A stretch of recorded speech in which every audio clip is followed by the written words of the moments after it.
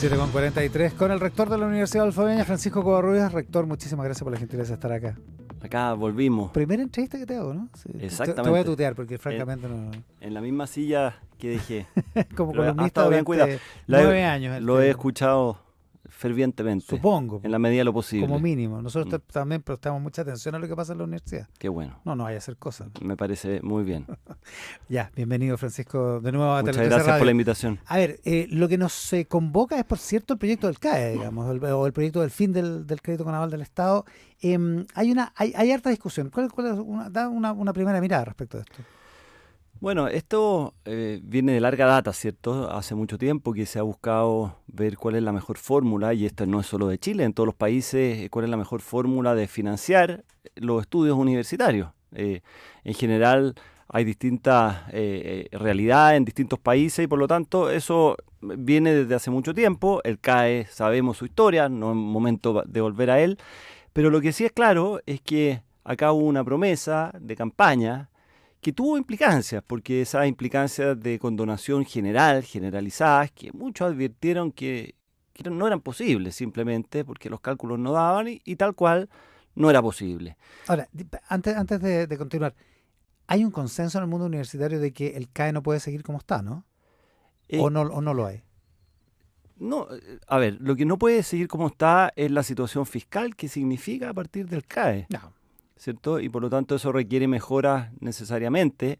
Yo creo que el mismo sistema se podría haber mejorado, como ya en el pasado se había mejorado. Acuérdense de que el hecho del crédito contingente al ingreso y que se extingue después de tanto tiempo, etcétera, eso ya es una mejora.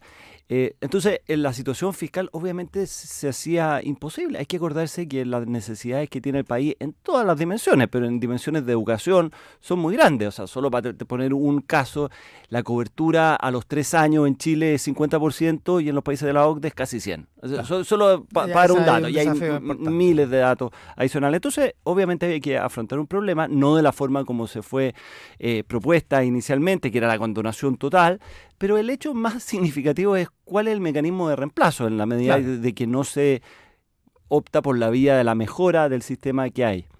Y entonces se propone un sistema, y un sistema que tiene un efecto muy complejo para todas las universidades. ¿Por qué? Esto no es una cosa individual para una universidad, para todas las universidades. Porque hoy día las universidades en Chile, que entre paréntesis, están en un buen pie para la dimensión que tiene nuestro país. O sea, si uno ve el ranking, por ejemplo, el ranking QS, que es el ranking más importante del mundo, el ranking QS, dentro de las 100 primeras universidades en Latinoamérica, Chile ocupa el segundo lugar con más universidades. Entonces eso da cuenta, con un ranking objetivo, hecho desde afuera, etcétera, que las universidades con proyectos distintos, pero gozan de buen prestigio, muchas de ellas, obviamente no todas. No todas, ya, pero el sistema en general. El sistema en general está bien. Entonces, frente a esa realidad, donde tenemos nosotros un mundo académico más o menos robusto, hay que acordarse que en el pasado no existían prácticamente los académicos. Quienes hacían clases en la universidad eran profesionales que iban y hacían alguna clase. Hoy día tenemos un robusto sistema académico con investigadores, etcétera, todo lo cual requiere financiarse. Y por lo tanto, para las universidades complejas o que van camino a la complejidad, que tienen gran investigación, que tienen doctorados, que tienen un montón de cosas que son costosas, la pregunta es cómo se financian. Y la respuesta que da este proyecto es simplemente, bueno, donde antes se cobraba X, ahora se va a cobrar X por 0.5, digamos, en general. O sea, se va a cobrar menos. Se va a cobrar menos. Y la pregunta es dónde o con qué, cómo se suple esa diferencia.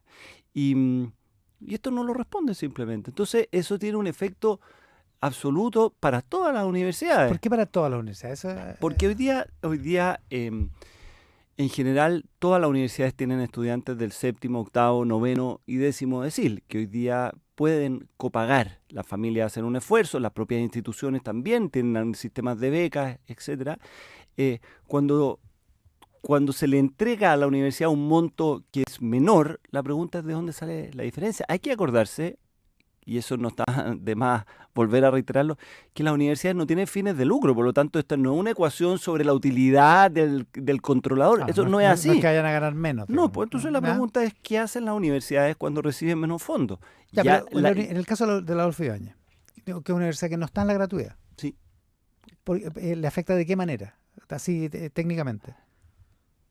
Porque en el caso de entrar al sistema, a las universidades con o sin gratuidad van a tener los aranceles regulados, salvo para el 10º decil, pero el 10º decil, o sea, la pregunta es ¿qué tipo de universidades? Recursos, sí, pero ¿qué tipo de universidades queremos como país? ¿Queremos universidades que se segreguen en el 10º decil? Eso, obviamente, yo creo que todos aspiramos a una cosa distinta, que convivan historias distintas, realidades distintas, así se fortalece la educación. Entonces, cualquier universidad que tiene esos estudiantes, que son todas, en el fondo van a recibir menos recursos. La pregunta es, ¿y qué hacemos con ese diferencial? Hay que acordarse que para la gratuidad, en esa época, las autoridades dijeron, no se preocupen, les vamos a pagar menos por estos estudiantes, pero la investigación se la vamos a financiar por otro lado, van a llegar otros recursos.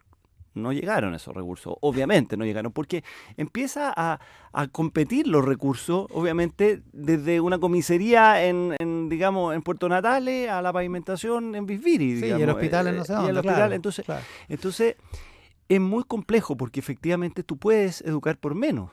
Pero ¿qué tipo de educación estás dando? Cuando tú quieres tener una investigación sofisticada, con investigadores que tienen tiempo para dedicarle a una investigación, cuando tú quieres tener programas de doctorado, etcétera, todo eso lo tienes que empezar a reducir necesariamente. En el caso de Adolfo Ibáñez, ¿han hecho los cálculos de cómo les afectaría?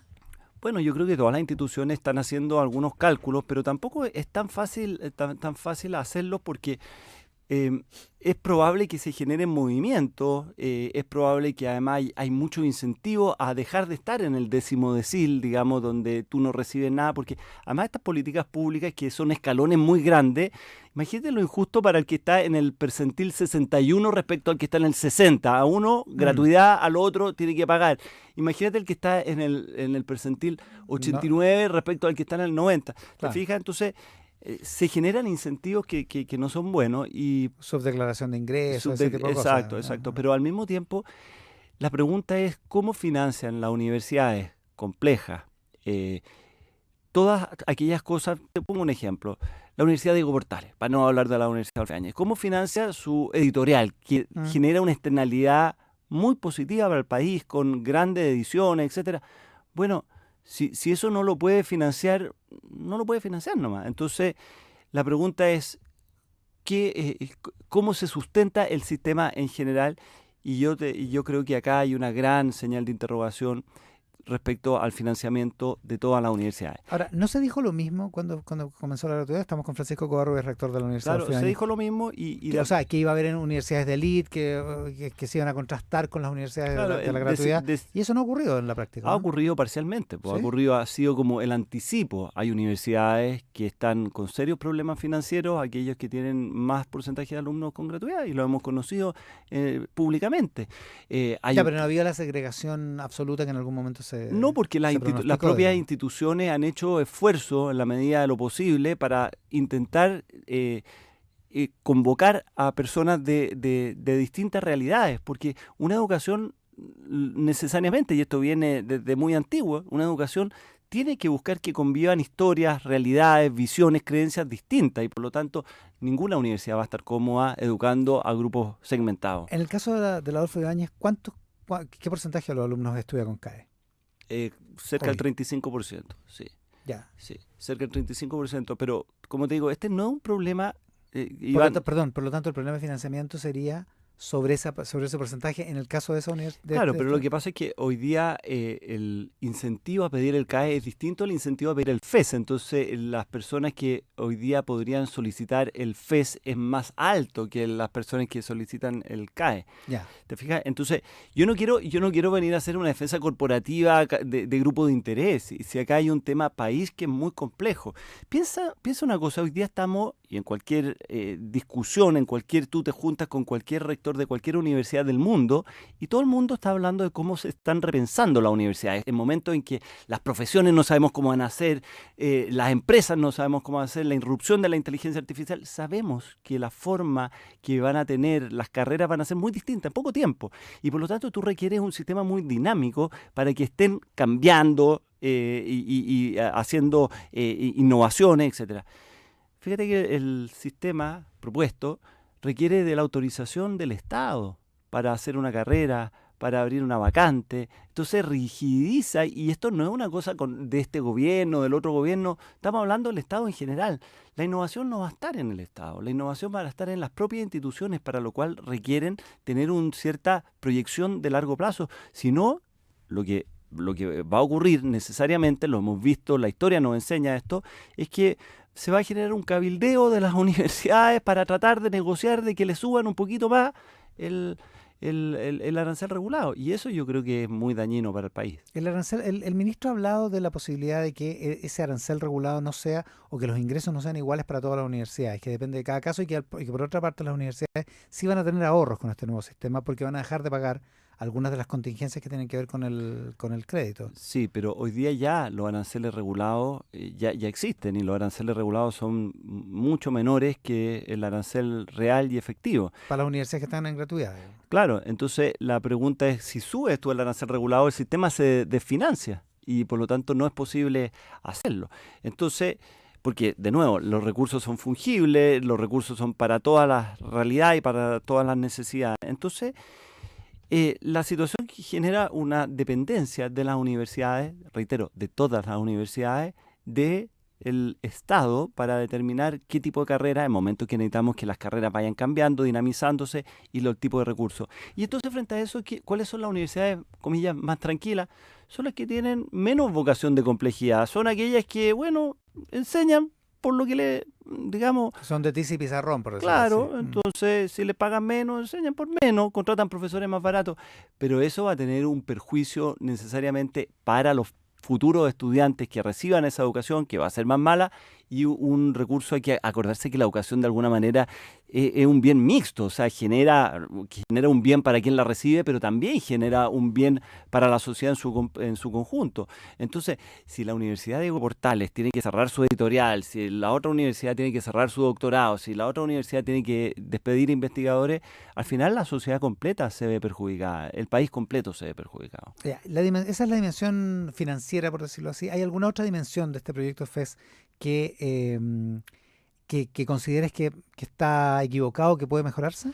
Bueno, yo creo que la dimensión financiera y la dimensión de dependencia, tú me conoces, los auditores me conocen, yo siempre he abogado, digamos, por un espíritu ciertamente liberal, donde el Estado juega un rol, pero no puede jugar el rol del controlador sobre qué tipo de carreras, qué tipo de vacantes, porque eso necesariamente tiene un perjuicio público, y eso ya es más allá de la plata, digamos, es de una decisión fundamentalmente ensimismada en un funcionario, y reitero, de un gobierno de derecha, de izquierda, de de otro, da lo mismo. Esto no es una cosa personal contra un gobierno u otro. Yo creo que es muy necesaria la innovación, y hay que acordarse que en Chile, y es lo que te decía al principio, tiene muy buenas universidades para los recursos que tiene. O sea, imagínate que en Harvard la cantidad de recursos por estudiante son como $300.000.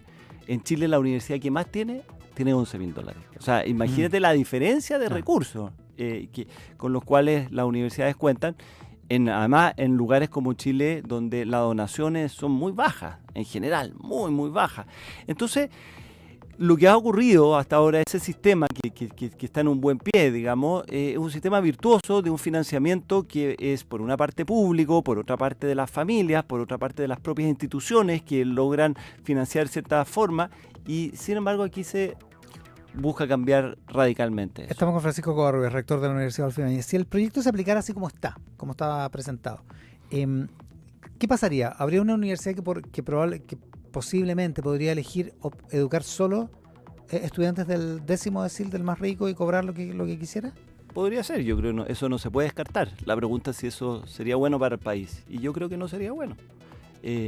No sería bueno tener universidades como segregadas, donde haga abstracción de las realidades generales. Y hoy día incluso las universidades que tienen un porcentaje más alto de estudiantes de altos recursos hacen esfuerzos, todas ellas, para tratar de convocar estudiantes de menos recursos, que no pueden pagar, y tienen sistemas que les permite, en el fondo, que puedan acceder. O sea, una universidad podría negarse a aceptar alumnos con financiamiento estatal, digamos. Es que si no entra el sistema, sí, pues eso ocurriría, y eso es muy indeseable, a mí me parece. Entonces, y yo no quiero entrar en el otro tema, en la discusión si esto es impuesto o no impuesto. A mí me parece que obviamente tiene toda la cara de impuesto, digamos. El ministro dice que no, porque aquí hay una contraprestación, los impuestos no la tienen. Sí, pero yo me he dedicado, digamos, muchos años a enseñar sobre historia del pensamiento económico, y ya desde la antigua Egipto, digamos, los impuestos tienen una característica que es la misma característica que tiene esto. Entonces,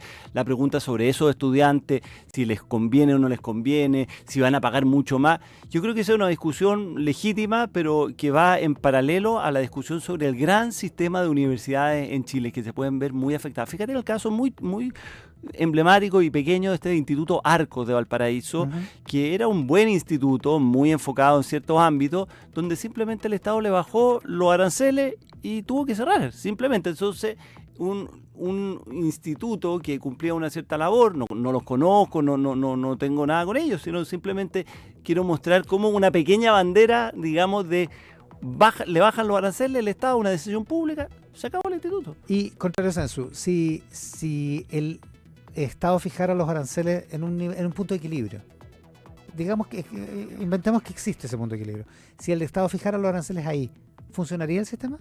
Es que eso no es posible, esa pregunta, porque primero es muy dudosa la capacidad que tiene el Estado de determinar cuál es el arancel. Sí, porque no existe una empresa modelo como ocurre en el agua, en la luz, donde tú puedes fijar los costos. ¿Cómo le fijas? Y ahí tampoco es tan fácil. Porque cada universidad tiene su propio proyecto. Entonces, qué sé yo, la Universidad Adolfo Ibáñez tiene un proyecto de artes liberales, donde junta a los estudiantes, donde los separa en salas pequeñas. ¿Eso qué significa? ¿El Estado por qué va a considerar que eso es aceptable? ¿O la editorial de la Universidad de Portales? ¿O lo que hace en medicina en la Universidad de los Andes? Es muy difícil. Entonces, primero, es muy dudoso que exista ese arancel regulado factible. Pero segundo, es que los recursos no darían, simplemente. Porque si llegara a pagar lo que realmente cuesta hoy día a las universidades generar todo el sistema educativo, entonces la cantidad de recursos sería el doble. Y entonces eso sería inviable financieramente. Con Francisco Covarrubias, rector de la Universidad Adolfo Ibáñez, esta mañana aquí en Mesa Central. Francisco, muchísimas gracias por la gentileza. No, gracias a ti por la invitación. Bienvenido de vuelta. Creo que voy a volver para las elecciones. Sí, pero eso es tu otra faceta, faceta de columnista. Bueno, ahí vamos a comentar. El domingo 27. Ahí nos vemos. Ahí nos vemos en la mañana. Gracias, Francisco. La pausa, estamos de vuelta con el Radar. Hay más noticias.